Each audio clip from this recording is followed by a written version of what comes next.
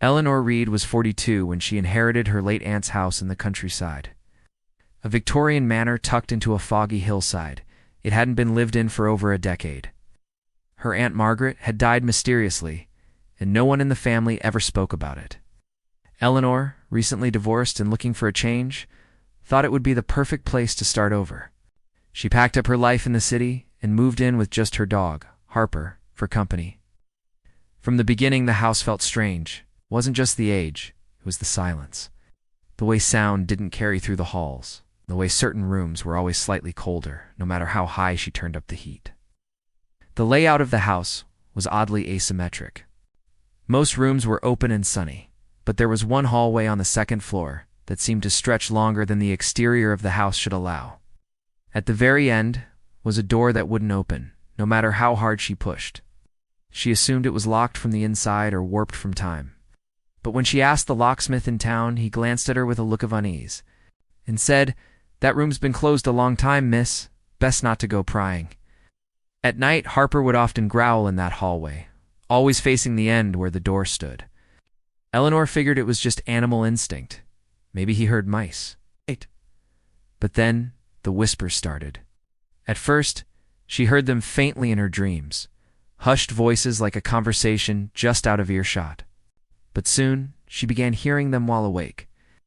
Always when she passed that hallway, always coming from behind that door.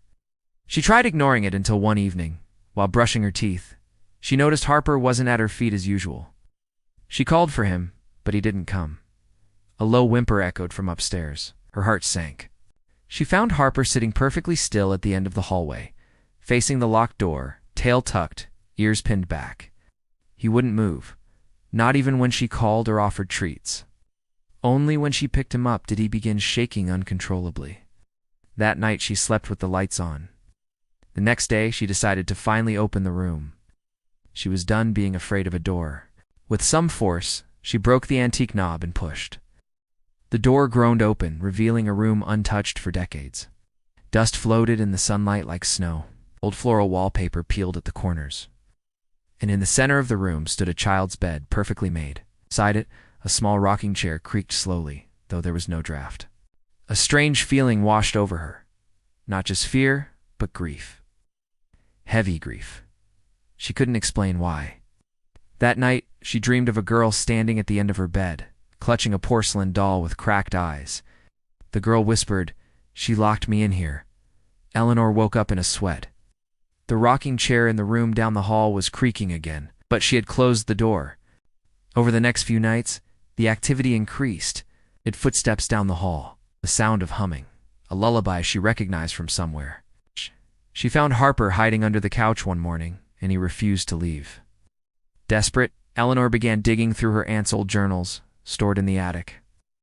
One entry stood out, dated 1967. It read, "Eliza won't stop screaming. I told her not to go into that room. I locked it for her own good, but she keeps coming back. Even now, Eliza." The name sounded familiar. She flipped through old town records and found it. Lisa Reed, her aunt's daughter, child who died in that very house at age 6. Cause of death unknown. Circumstances unclear. Rumors of an accident. Whispers of something worse. That night, Eleanor burned sage and tried to cleanse the room. She spoke aloud, apologized, cried.